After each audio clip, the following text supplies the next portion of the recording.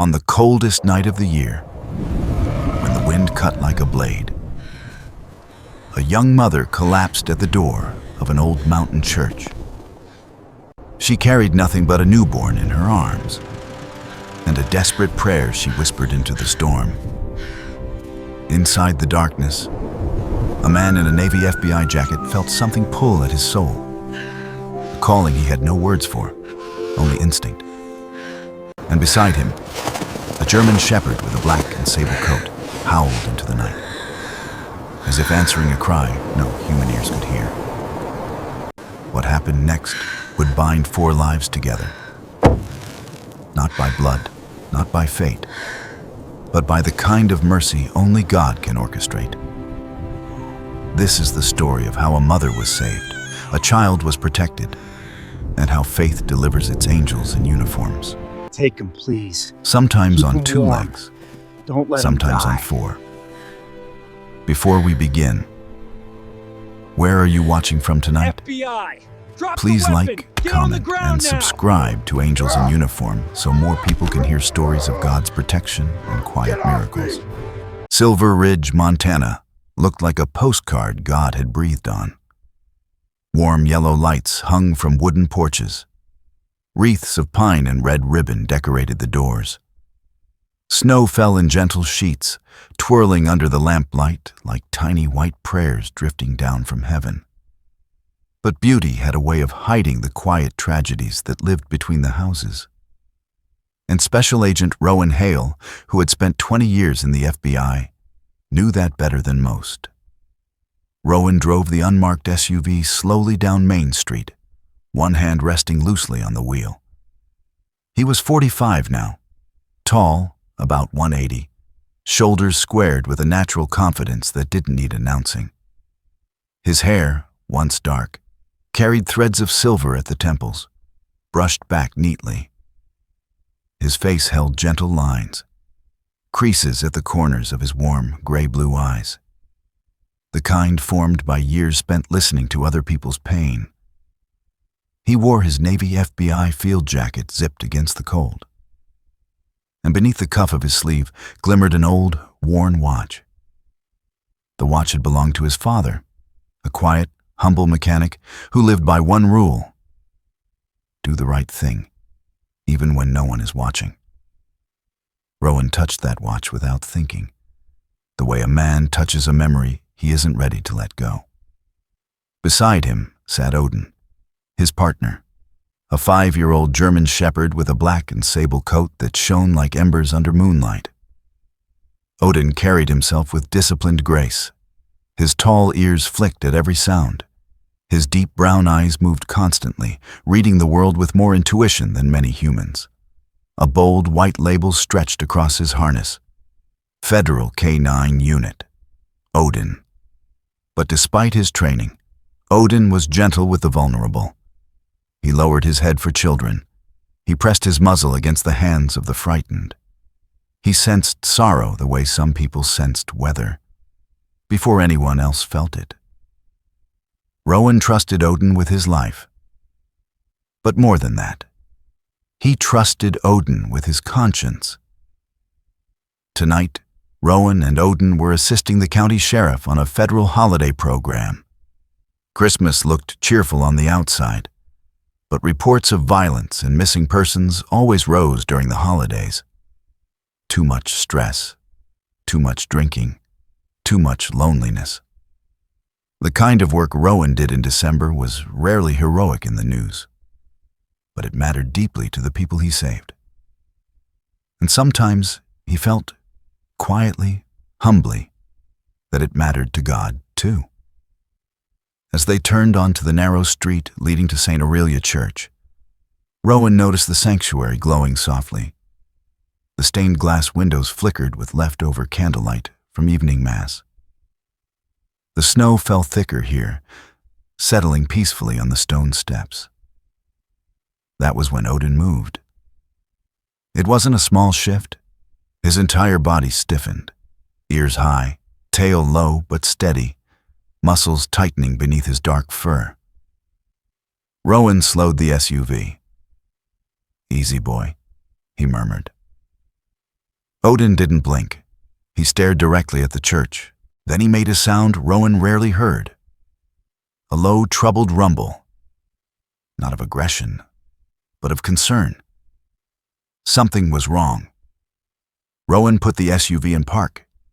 The cold air hit him the second he stepped outside, sharp as broken glass. Snow crunched under his boots. Odin landed beside him, instantly alert, nose lifted to the wind. "What do you hear?" Rowan whispered. The night answered with silence. Then, something faint. A sound carried between gusts of wind. A cry, not strong, not loud, thin, fragile, fading. A baby. Rowan felt his heartbeat jolt. He started toward the church steps, Odin at his side. Halfway there, Odin did something unexpected. He planted himself, staring into the shadows at the far end of the walkway. A sharp warning growl escaped his throat. The kind that said, someone was here. Someone might still be. A memory slashed across Rowan's mind. A winter night years ago, a domestic violence call he'd answered too late. A family dog pacing beside the lifeless body of a woman no one had saved in time. That dog had howled for hours, refusing to leave her side. Rowan had carried the sound of that grief inside him ever since.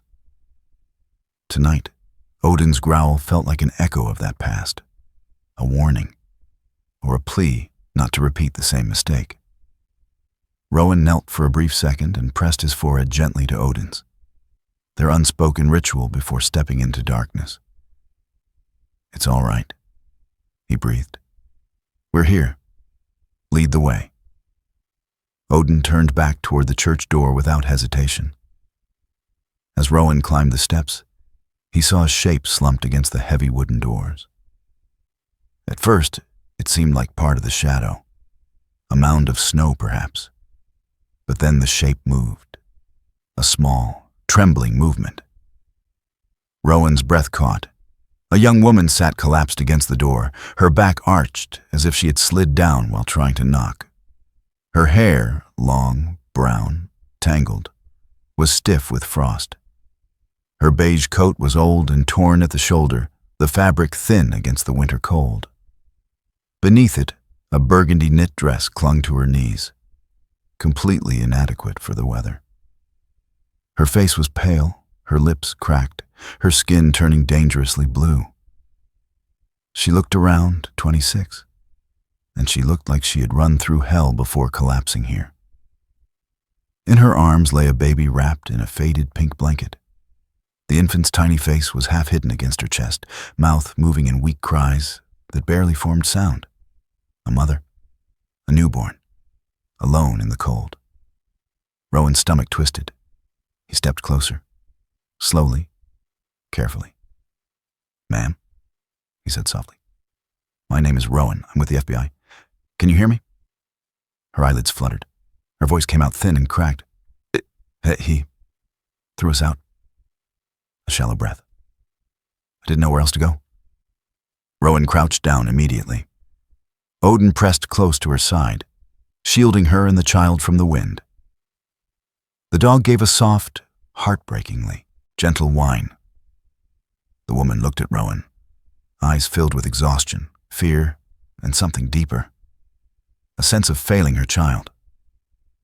"I tried knocking," she whispered. "I thought God would let me stay here." Rowan felt something tighten in his throat. "You came to the right place," he said quietly. "You're safe now. I promise." She blinked, tears forming and immediately freezing on her lashes. The baby whimpered again, weak, fading. Rowan reached out gently. "Ma'am, I need to check your little one, okay?" She nodded, clutching the infant tighter before slowly loosening her grip. Rowan slipped the baby into his jacket for warmth, pressing the tiny body against his chest. The infant stirred faintly, breath shallow. Odin nudged the baby's blanket with his nose, inspecting him with careful urgency. "Good boy," Rowan murmured. He lifted his radio. "Dispatch, This is Agent Hale. I need EMS to St. Aurelia Church. Adult female hypothermia, infant in critical cold stress. We need immediate response. Static, then confirmation. Help was coming, but the snow would slow the ambulance. They needed shelter now. Rowan turned to the woman. What's your name? She swallowed painfully. Mira. Mira Dawson. Her voice broke. He said we weren't welcome anymore. Rowan lifted her gently to her feet.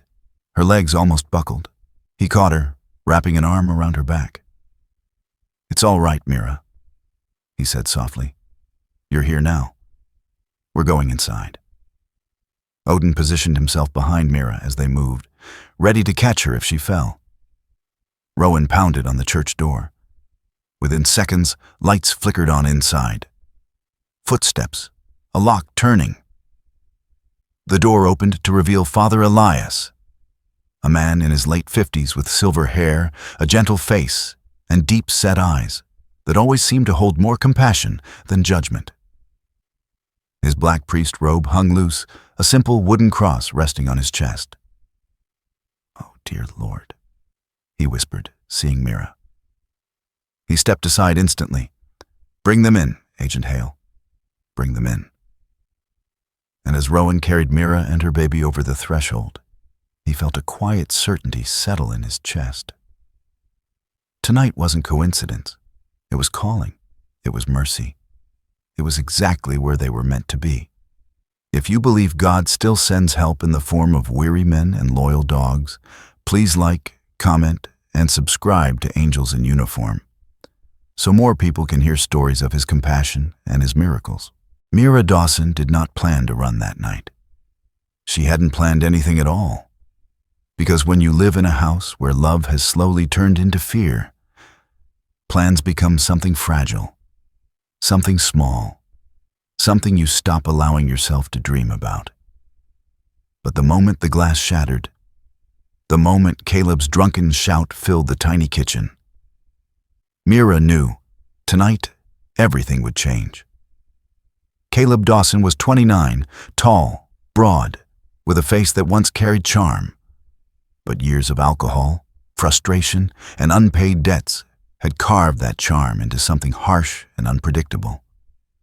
His blonde hair was greasy, tangled at the ends. His jawline, once strong, was now covered by uneven stubble that made him look older than he was. His eyes, blue but clouded by rage, never softened anymore. And Mira, only 26, slender, pale from lack of sleep and worry, held her newborn Jonah against her chest, hoping her shaking arms were strong enough to shield him. Stop crying, Caleb snapped, grabbing Mira by the arm. You cry like that again, and I swear. But he never got to finish his sentence. Not with Jonah crying, not with his temper boiling over. He shoved her hard. Mira struck the wall, breath knocked out of her. She held Jonah tighter, whispering, Please. Not while I'm holding him. But the word please had lost all meaning in this house. Long ago. Caleb grabbed the nearest cup, a ceramic one with a faded Christmas tree printed on it, and hurled it to the floor. It shattered, sharp pieces skittering across the tiles. Jonah cried louder, a trembling, frightened sound. Caleb jabbed a finger toward the door. Get out. You want to cry? Cry somewhere else. Both of you. Mira stared at him. Surely he didn't mean it. Not in this cold. Not with their baby only 14 days old. Caleb? It's freezing outside. Please let me just... Out. He shoved her again, driving her toward the door. She reached out, just to grab the thick baby blanket draped on the chair. But the door slammed shut behind her before she could touch it. A lock clicked.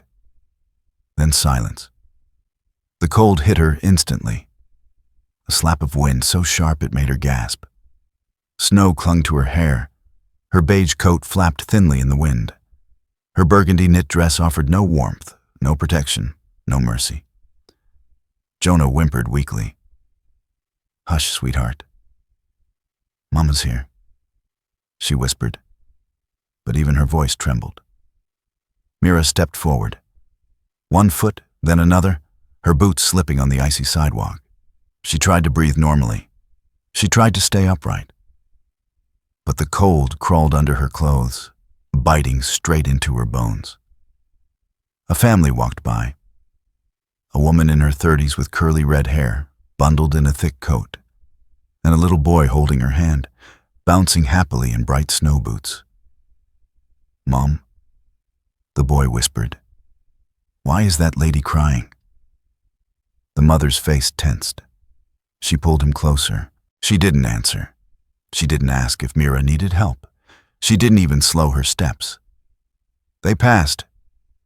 Mira lowered her head. No one stopped. No one opened a door. No one asked. She wasn't dangerous. She wasn't drunk. She wasn't doing anything wrong. She was just cold and scared, and holding a baby who was growing quieter by the minute. She spotted a convenience store closed for the night. Its small awning offered a sliver of shelter. A wall heater hummed weakly outside the door, barely warm, but better than nothing. Mira held her hands toward it. Her fingers were purple, stiff, barely bending. Jonah cried softly in her arms. Too softly. "Someone, please," she whispered. But the empty streets swallowed her voice. A painful truth settled inside her. No one is coming.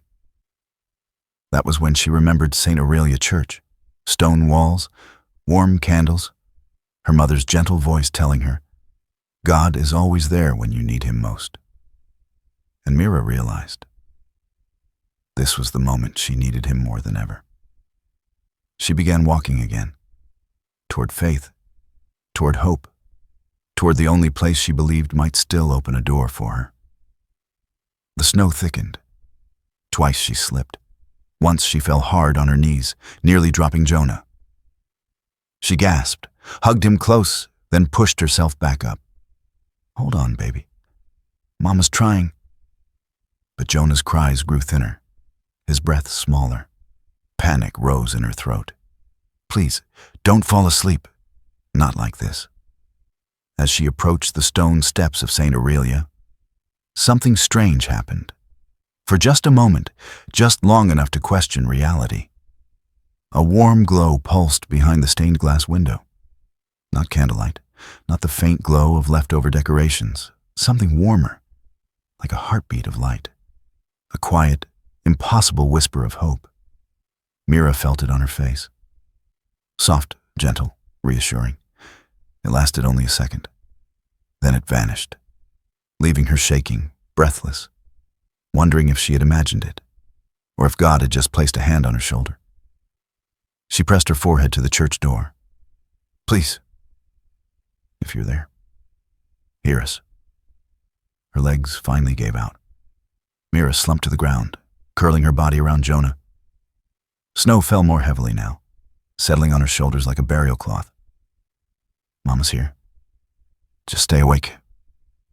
But her voice was slow, weak. Fading, her eyelids fluttered. She leaned her cheek against Jonah's tiny head.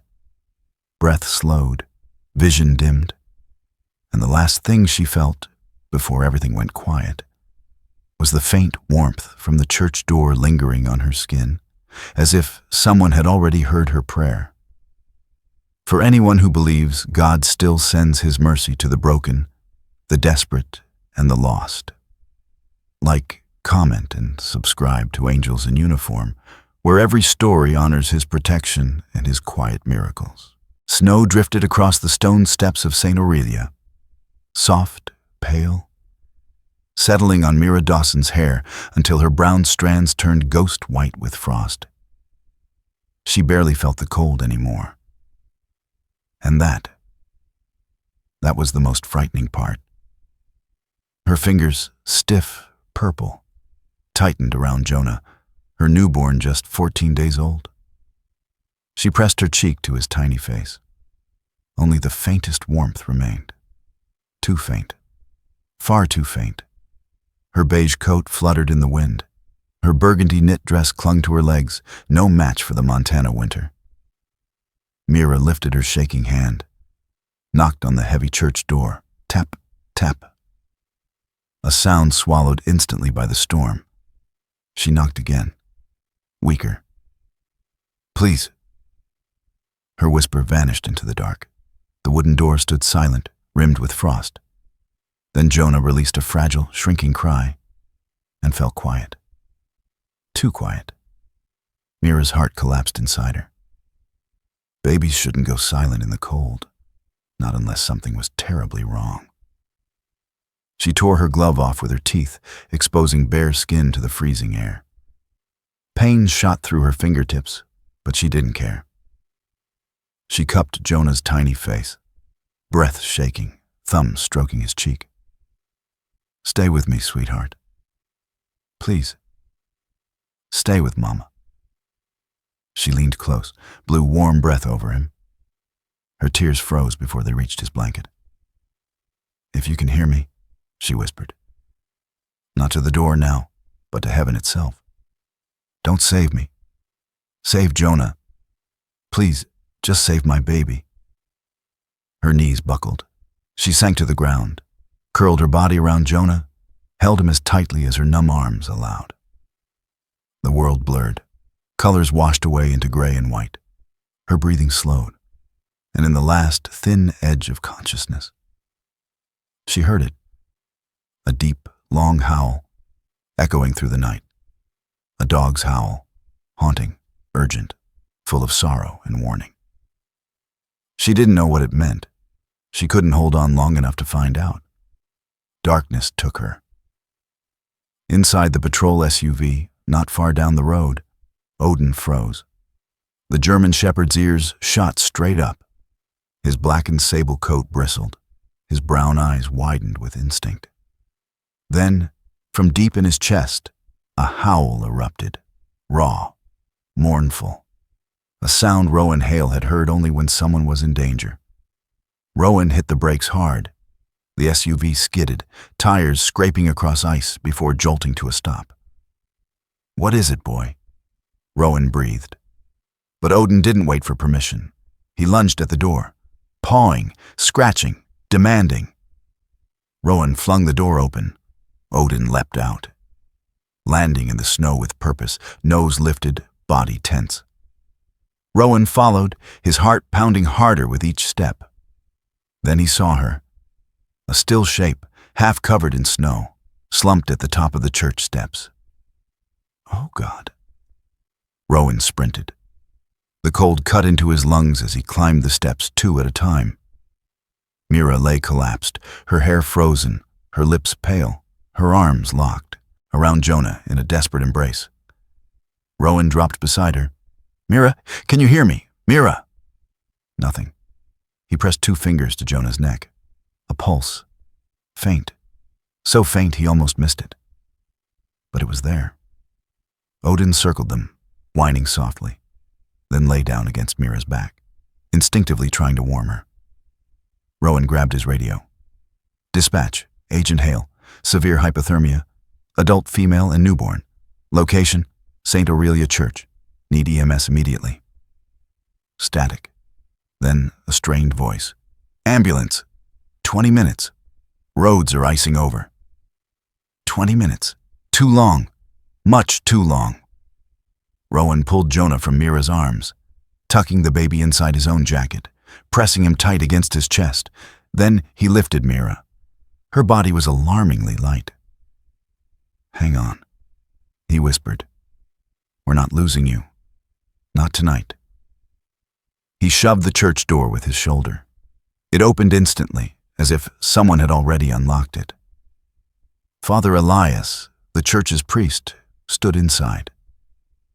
He was a man in his late 50s, tall and lean, his silver hair falling loosely around a gentle, worried face.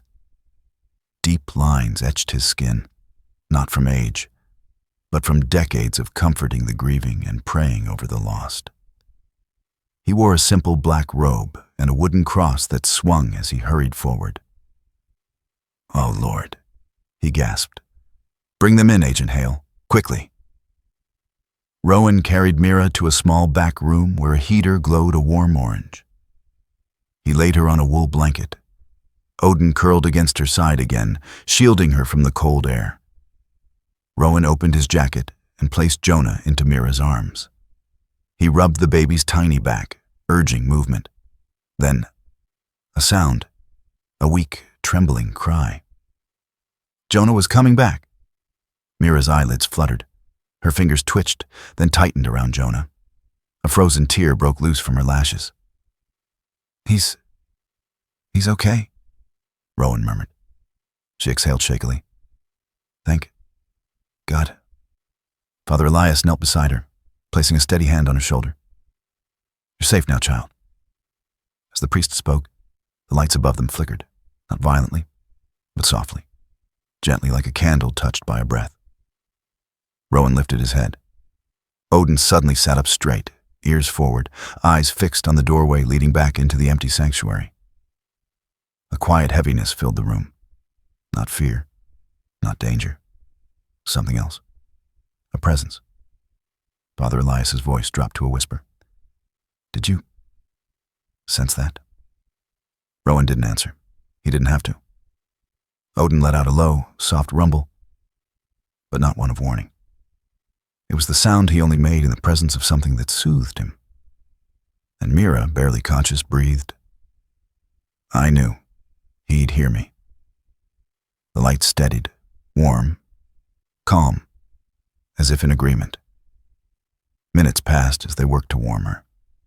Blankets, warm water, Father Elias's steady prayers, Rowan's quiet reassurances, Odin's constant watchfulness. Finally, sirens, distant, struggling through the storm, but coming. Hang on, Rowan said. Help is here. 2 paramedics rushed in. Men in thick jackets, faces red from the cold, movements precise and practiced. They lifted Mira gently, wrapping her in thermal blankets. Another wrapped Jonah with care. Before she was carried out, Mira reached for Rowan's hand. Her voice was barely a breath. Thank you. Rowan shook his head softly. You did the hard part. We're just helping you finish it. Odin whined as the stretcher moved away. Rowan rested a hand on the dog's neck. We'll see them again, buddy, he murmured. This isn't the end of their story. And standing inside the warm glow of St. Aurelia, with the snow falling quietly outside, Rowan felt it. A certainty so strong, so gentle, that tonight they weren't just saving a life. They were answering a prayer. If you believe God still sends his angels in uniforms, and that his miracles often come through strangers who choose compassion, please like, comment, and subscribe to Angels in Uniform for more stories of his grace and protection. The ambulance doors shut with a cold metallic thud, echoing under the storm-heavy sky. Rowan Hale stood just outside, eyes fixed on Mira and tiny Jonah inside the emergency bay. Beside him, Odin's breath fogged in the air, steady, alert, protective. The drive through Silver Ridge had been slow and dangerous. Ice covered every corner of the road. But the paramedics knew their work. Tom Hargreaves, broad-shouldered, thick eyebrows, a face worn by winter tragedies, checked Jonah's vitals with the gentleness of a man who had once lost his own family to a blizzard, and never forgot the sound of someone slipping away. Sean Peters, lean, quiet, sharp-eyed, monitored Mira. He didn't speak much. Years of losing patience had taught him silence was sometimes mercy. Through the storm, Rowan kept his hand near Jonah, as if guarding him even inside the medical truck. When they arrived at Silver Ridge Medical, the staff acted quickly. Warmers for Jonah, heated IVs for Mira. Hours later, when both were stable, the hospital made the decision Rowan expected. They would be moved to Silver Ridge Women's Shelter, the safest place for a woman running from violence. The shelter sat behind a row of frost-covered pines, a humble brick building, windows glowing in soft yellow light. A carved wooden sign read, "Safety, Hope, Renewal." Rowan guided Mira inside. Jonah slept against her chest, breathing evenly now. They were greeted by Emily Carter, a small framed woman in her late 30s, hair tied in a neat chestnut bun, wearing a long beige cardigan. Her voice was warm, soft enough to soothe a crying child. "Let's get you settled," Emily said. "You're safe here."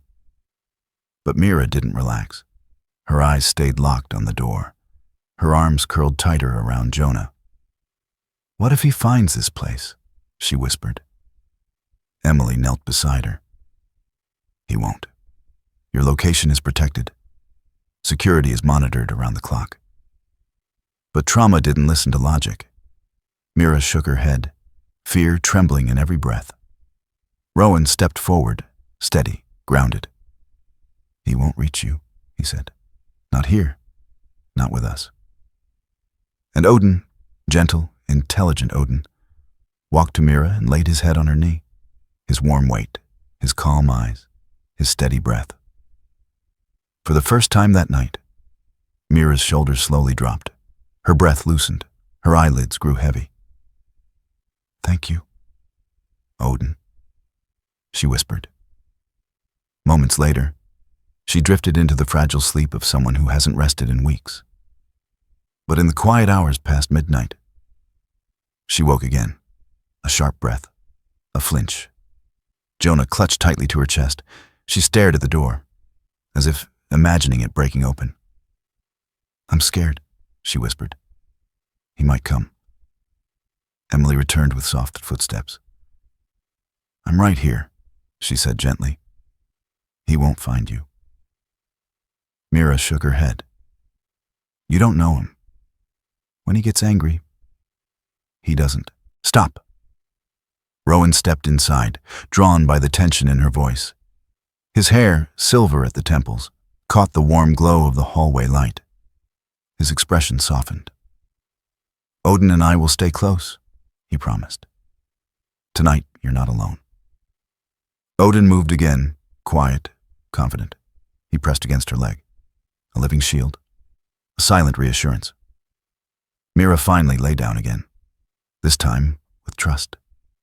Morning crept in on quiet feet. A soft chorus of shelter sounds filled the hallways.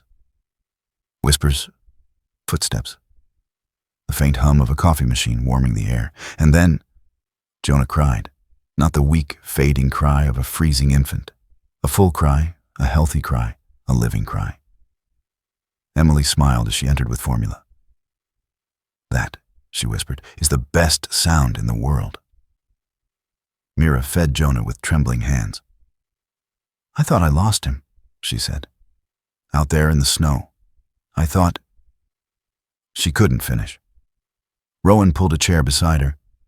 "He survived because of you," he said softly. "You kept going, even when you were freezing, even when you were terrified." Mira blinked away tears. "And you found us." Rowan smiled lightly. "Odin found you." The dog thumped his tail once, just once, but proudly. And for the first time in days, Mira almost smiled. But then, as Jonah finished feeding, Odin suddenly stiffened, ears high, head turning slowly toward the frosted window. His entire body focused, listening, sensing. Rowan stood instantly. Outside, nothing but swaying pine trees, wind pulling snow off branches. But Odin took a step forward, nose lifted, breathing in the cold air, a familiar scent, a familiar danger. Rowan's jaw clenched. Someone had been near the shelter. "Stay with them," he told Emily. "I'm checking security." He left the room with long, cautious steps. Inside, Mira pulled Jonah tight against her chest, whispering, half to herself, half to heaven, "God, please, don't let him find us." And in that exact moment, Odin returned to her side. Calm, steady, a silent promise that she wasn't alone. The hours that followed were filled with quiet work. Rowan filed the protective order, photographed Mira's bruises, backed up data from her damaged phone, noted every threat Caleb had ever sent. Meanwhile, Odin stayed near Mira, sometimes lying across her feet, sometimes watching Jonah with gentle curiosity, sometimes lifting his head whenever a door clicked. Morning after morning, Jonah cried loudly, not from fear, but from hunger, from life returning. Every woman in the shelter smiled when they heard him, because Jonah's cry meant survival. It meant hope. It meant renewal. Inside Silver Ridge Women's Shelter, under God's watch, something new had begun. A mother healing, a child thriving. A weary FBI agent reminded that faith sometimes speaks through the smallest signs. If you believe God shelters the broken and sends his angels on 2 legs or 4 to guide them home, please like, comment, and subscribe to Angels in Uniform, where every story honors his mercy and his miracles. Morning crept over Silver Ridge, soft, pale, like a blessing laid gently across the snow. Inside the women's shelter, Rowan Hale stood quietly in the hallway, arms folded, eyes thoughtful, listening to the distant murmur of women waking to a new day. Beside him sat Odin. The German shepherd's tail rested on the floor, his amber eyes calm but alert, as if still guarding the memory of last night's danger. Something in the air felt heavy, not threatening, but unfinished, as though God himself whispered, "There is more to protect. Don't step away yet." Footsteps approached. It was Emily Carter, small-framed, hair in a neat chestnut bun, cardigan wrapped tight around her shoulders. Her warm hazel eyes carried a tired kindness. "She's awake," Emily said softly. "She asked for you." Rowan nodded. He moved down the hallway, boots tapping lightly, toward Mira's door. Inside, Mira sat on the bed. Jonah slept peacefully in her arms, wrapped in a clean blanket. Her face, still pale, still tired, held something new today. Resolve. "I'm ready," she whispered. "Ready for whatever comes next." Rowan felt it too. A shift, a spark of strength returning to her. Later that morning, Rowan drove with local officers to Mira's old home. Clouds hung low and gray, heavy with more snow. The house looked even smaller today. The paint peeled, the porch warped. A place that remembered every bruise, every apology Mira had once believed, every moment she had survived alone. Officer Ray Lattimore joined Rowan at the door. Ray was tall, broad, late 40s, with a trimmed salt and pepper beard and warm but wary brown eyes. A former Navy man, steady, disciplined, weathered by storms he never talked about. "Let's start inside," he said quietly. Odin entered first. His harness gleamed. His paws stepped lightly, nose already working. The house felt still, too still. Rowan photographed broken glass, shattered frames, a dent in the wall where Mira's body had struck. Each detail, each scrape, each stain, pieces of a truth she had lived in silence. Then, Odin stiffened. He moved toward the kitchen, nose twitching faster, tail straight. "He's onto something," Rowan said. Odin sniffed under a cabinet, then pawed once. Rowan opened the door, felt behind a pile of cracked plates. His fingers closed around plastic. A burner phone. Cheap, hidden, dangerous. He sealed it in an evidence bag. Odin didn't stop. He headed for the bedroom. His movements sharpened, his ears locked forward. He sat at the closet door. Rowan opened it. A small leather notebook waited on the top shelf, bulging, worn, stuffed with receipts and scribbled notes. Ray exhaled slowly. "A ledger?" Rowan nodded. "Caleb's debts." They opened it. Names, amounts, dates, threats, a world of danger Mira never saw coming. And then Rowan froze, a name circled twice, and beside it, a single note, owed by her. Not him, her, Mira, collateral, owned, hunted. At that exact moment, Odin's head snapped toward the frosted window. His body stiffened. He stared, unblinking, at the drifting snow outside. Rowan followed his gaze. Nothing moved. But Odin didn't relax. Not for several long, uneasy seconds. Rowan understood. The threat was no longer just Caleb. Something else, someone else was out there, watching. Before leaving the property, Rowan and Ray visited a pawn shop down the street. A cramped place. Flickering fluorescent lights. Shelves full of forgotten stories. Behind the counter stood Harold Finch, 60s, thin, balding, glasses slipping down his nose, flannel shirt tucked neatly into worn jeans. His faded blue eyes held years of quiet sympathy. "Agent Hale," he said, voice gentle. "I figured you'd come." Rowan laid a photo of Mira on the counter. "Did she pawn something here?" Harold nodded slowly. His sigh carried a weight that made Rowan's chest tighten. "She brought this in 2 weeks ago." He opened a small drawer, pulled out a velvet pouch, and placed it softly on the counter. Rowan opened it. A simple silver wedding ring, engraved on the inside. "My always, C." Rowan's heartbeat slowed. "She needed money for formula," Harold said. "She apologized the whole time. Sweet girl. Tried so hard not to cry." Rowan stood still for a long moment. The ring lay in his hand like a quiet confession, a symbol of everything Mira once hoped for. Everything she had been forced to give up just to keep her baby alive. He slid the ring into an evidence bag, but held it a moment longer than necessary. Some pain deserved to be honored. Later that afternoon, Rowan returned to the shelter. Mira stood in the small kitchen warming a bottle for Jonah. Her hair was loose, falling softly around her face. She looked fragile, but not broken. Rowan stepped in. "We found important evidence," he said. "And something else too." Mira fed Jonah without looking up. "Okay," she murmured. Rowan spoke gently. "You pawned your wedding ring." Her hand stopped, just for a heartbeat. She swallowed. I didn't want anyone to know." Her voice came out small, raw.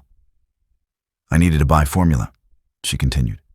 "He wouldn't give me money. He said Jonah wasn't his problem." Rowan's expression softened. "You did what a mother does. You protected your son." Tears welled. Mira shook her head. "It was the last good thing in my marriage, and I sold it." Rowan stepped closer, not touching her, but giving her the warmth of his presence. "You didn't lose anything," he said softly. "A ring isn't love, and it isn't your worth." Her breath trembled. But then, something changed in her eyes. A spark. Firm. Steady. "I'm not going back," she whispered. "Not ever." She held Jonah tighter. "I will raise him. I will protect him. I will live." Rowan nodded slowly, proudly. "And you won't do it alone." Odin stepped to her side, pressed his head gently against her leg, as if sealing a promise. And in that tiny shelter kitchen, with snow drifting outside and a mother rising from her suffering, Rowan felt something warm settle over the room. Strength, hope, and God's quiet hand resting on all three of them. If you believe God lifts up those who rise from their darkest nights, please like, comment, and subscribe to Angels in Uniform, where every story honors His mercy, His justice, and His miracles. The storm arrived earlier than anyone expected. By sundown, Silver Ridge had vanished beneath sheets of white, the wind howling like something alive. The pine trees bowed under the weight of snow. Windows trembled, doors rattled. Even the old stone walls of St. Aurelia Church groaned like an ancient ship caught at sea. Inside the church, the sanctuary glowed with candlelight. Soft hymns floated through the warm air, gently rising to the vaulted ceiling. A small group of women had gathered for evening prayer, Mira among them. Jonah held close against her chest, his small breaths steady and warm. For the first time in weeks, Mira sat still, listening, breathing, letting her heart rest in a place where fear could not reach her. Rowan Hale stood near the entrance of the sanctuary, arms crossed lightly, listening without intruding. Odin sat beside him, upright and alert, amber eyes tracking every shift in the room. Rowan never brought the dog into prayer meetings unless necessary, but storms like this made him cautious. Too many shadows, too many unknowns after what they discovered in Caleb's debt ledger. The candles flickered. A gust of wind rattled the stained glass windows again. And at the center of the pews, Mira whispered a quiet prayer for strength. She did not know the danger that moved toward her that very moment. Far across town, through the swirling blizzard, Caleb Dawson trudged through knee-deep snow. His face was half frozen, his blonde hair crusted with ice, his breath shallow from alcohol and rage. His eyes, once blue, now glowed with something wild, obsessive, unhinged.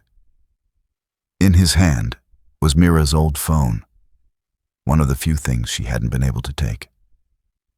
Caleb had torn open drawers, smashed cabinets, ripped apart the house until he found it. That phone had once synced to his.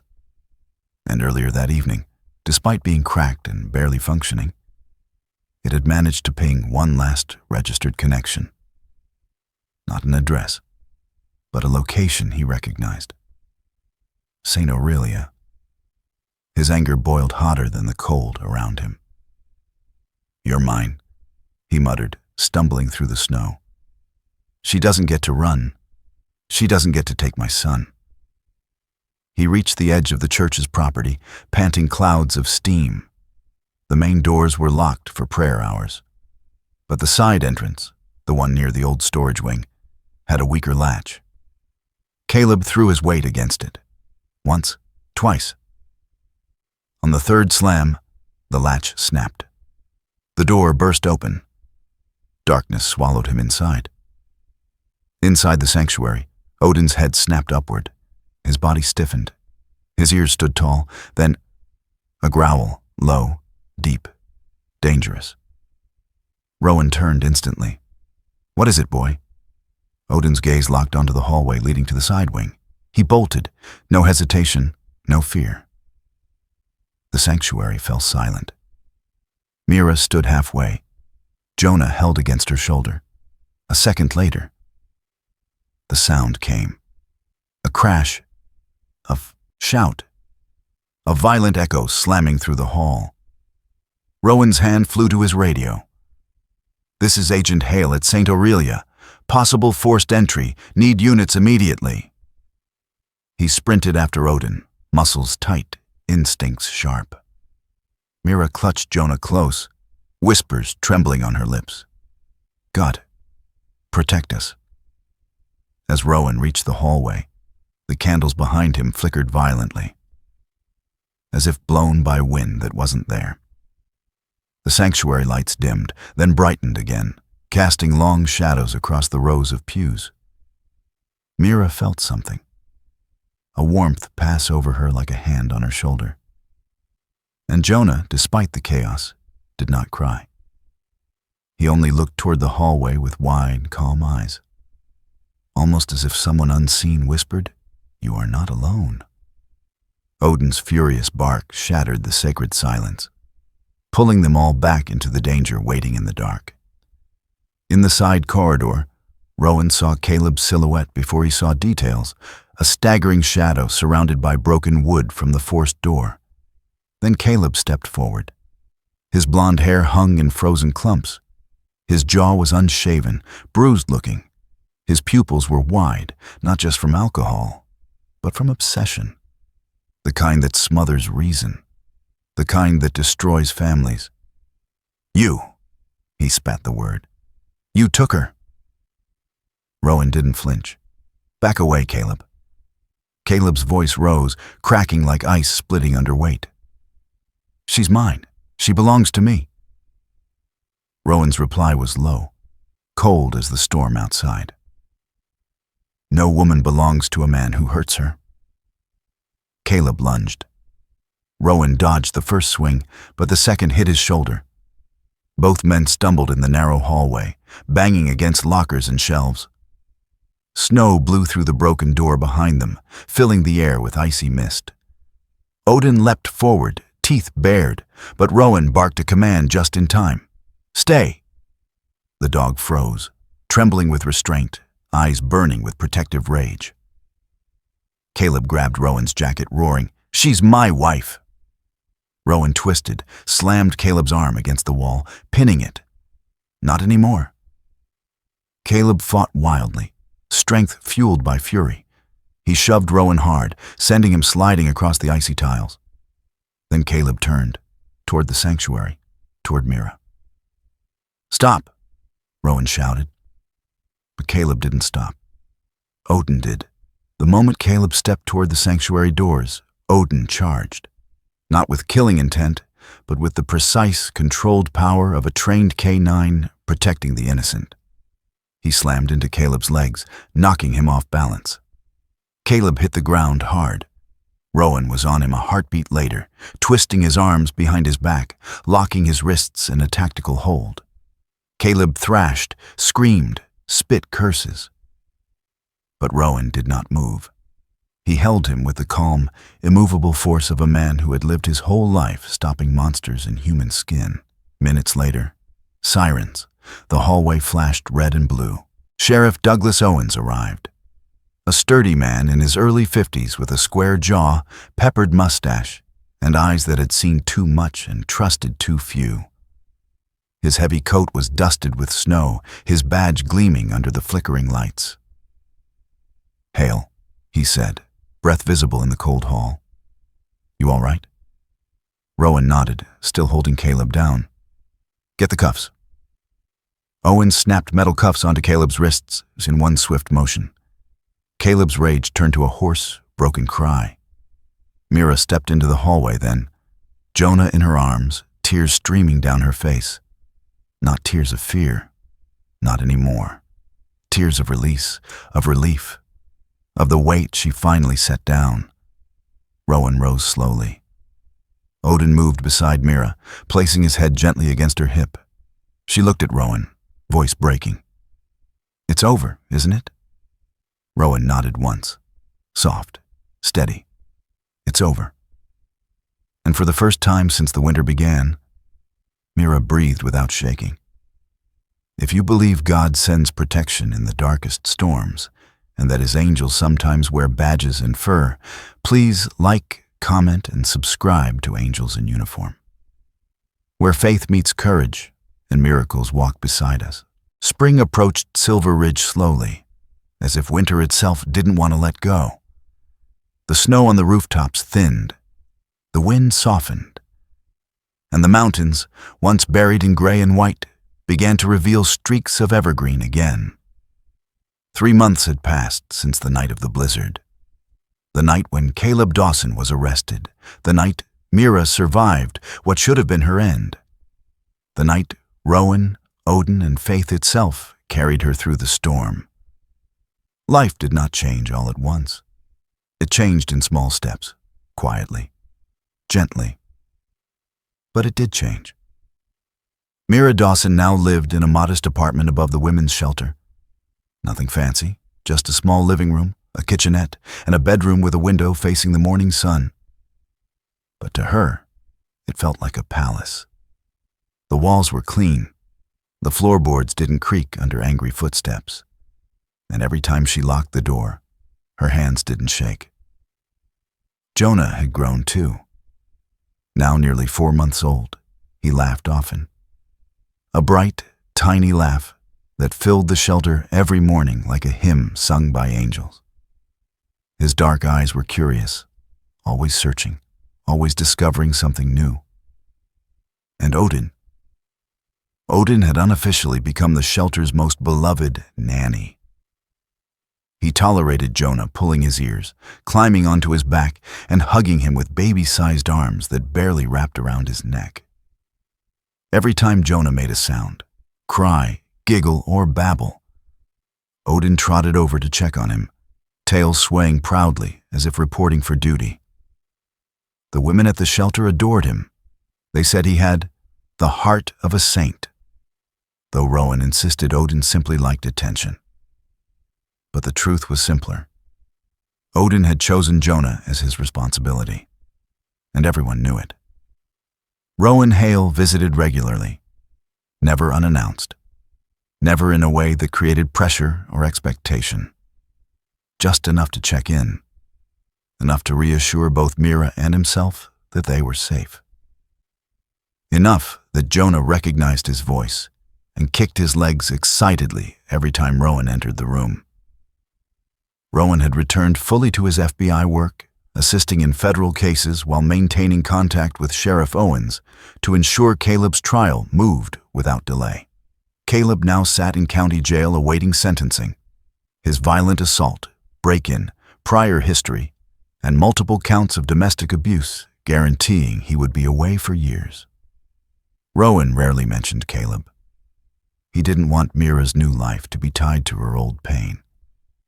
Instead, he talked to her about Jonah's milestones, about Odin's training routines, about the shelter's improvements, or the new garden the volunteers were planting. He had become, quietly, naturally, part of their world. Not a savior, not a replacement for anything lost. Just someone who stayed. One particular afternoon, Mira prepared for the upcoming Light of Spring ceremony at St. Aurelia. It was a community event held every year, symbolizing renewal after winter. A night when candles lit the aisles, when survivors spoke about hope, and when the town gathered to embrace those seeking second chances. Mira had been asked to speak. She hesitated at first. Her voice still trembled around strangers. Her past still felt heavy on her tongue. But Emily Carter convinced her. Emily, with her soft hazel eyes and patient smile, said, "Your story might save someone else's life, Mira." So Mira agreed. On the evening of the ceremony, the church shimmered with hundreds of candles. Their golden glow danced across the stone walls like living light. People filled the pews.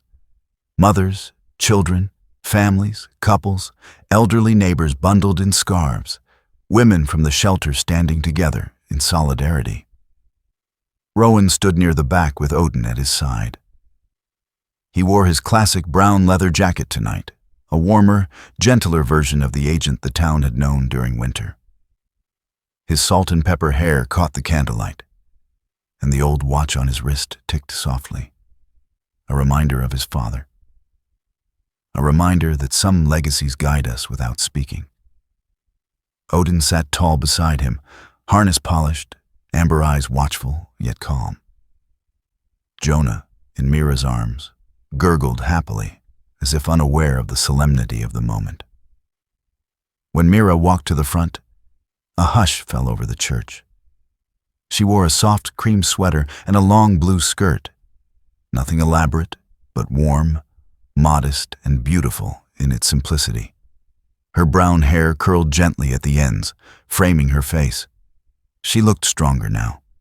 Still gentle, still tender, but no longer broken. She faced the crowd, breath trembling. "I want to tell you about a night," she began. "The night I thought I had nothing left." Rows of faces watched her, some nodding, some already teary. That night, all I had was my child, and the strength to walk to the church door. I didn't know if anyone would hear me. I didn't know if God was listening at all. I was cold, terrified, and alone. She paused, hands tightening around Jonah's blanket. But I wasn't alone. Her eyes turned toward Rowan, soft, grateful, no longer afraid. God sent help before I even knocked. He sent a man with steady hands, a man who didn't judge me, who didn't ask me why I stayed or why I ran. He just helped. Rowan's lips curved into a small, humble smile. And he sent a dog, Mira continued, voice warming. A dog who guarded my son like he was guarding the world. Odin perked up, tail beating the floor proudly. Some in the crowd chuckled softly. Mira breathed in, steadier now. I survived because someone chose to care. Because someone believed I deserved safety. Because God placed people and paws on my path when I could no longer walk it alone. As she spoke, Jonah reached out, tiny fingers stretching toward the air above her shoulder. He wasn't grabbing her hair or reaching for a candle's glow. He was reaching upward, smiling, bright-eyed. Some in the crowd whispered. Emily covered her mouth. Even Rowan felt a shiver. Because Jonah was looking at something no one else could see. Something above Mira. Something soft and warm. And for one breathless second, the candles flickered in unison. Not from wind, not from draft, but like a quiet nod from something unseen. A moment of grace, a reminder of that winter night. You were never alone. When Mira finished her speech, applause rose like a wave. Not loud, not chaotic, just warm, gentle, steady, like the beginning of healing. After the ceremony, Rowan approached Mira and Jonah. Odin, of course, wedged himself between them as usual, earning a playful laugh. You spoke beautifully, Rowan said. You were brave. Mira lowered her gaze shyly. I wasn't brave alone. They stepped outside together. Snow still clung to the corners of the church roof, late, stubborn snow refusing to melt. Lanterns hung along the walkway. Families passed by with warm cups of cider. Children tossed handfuls of leftover snow into the air like confetti. And under that soft glow, Rowan, Mira, Jonah, and Odin walked side by side, not a family by blood, but a family forged from survival, from kindness, from faith, from a winter night when God rearranged their lives without a sound. Maybe miracles didn't always come with trumpets. Sometimes they came quietly. On four paws, with a flashlight, through a broken door, or in the arms of someone who refused to let fear win. As they reached the gate of St. Aurelia, Mira whispered, "This feels like a new beginning." Rowan glanced at her, the corners of his eyes warming. "It is." Odin barked softly, as if to say, "And I'm keeping you two out of trouble." They all laughed and walked forward into the gentle night, carrying the light of a Christmas long past and a hope that would never fade. If you believe God sends the right people at the right time and His miracles come in many forms, please like, comment, and subscribe to Angels in Uniform, where every story honors His mercy, His deliverance, and His love. In every season of our lives, there are moments when the world feels cold and the night feels too long. Yet, even in those hours, God sends light in ways we do not always expect. Sometimes His miracles arrive quietly, in a stranger's helping hand, in the bravery of a survivor, or in the loyal heartbeat of a faithful dog.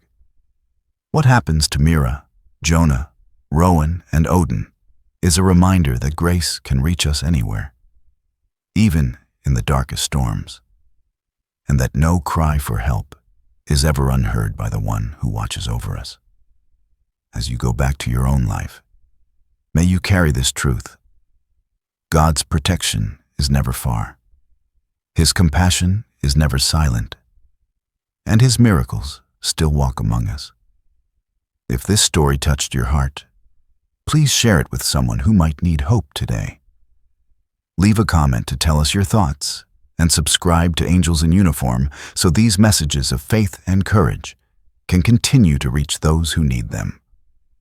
May God bless you, guard your home, strengthen your spirit, and guide your steps every day.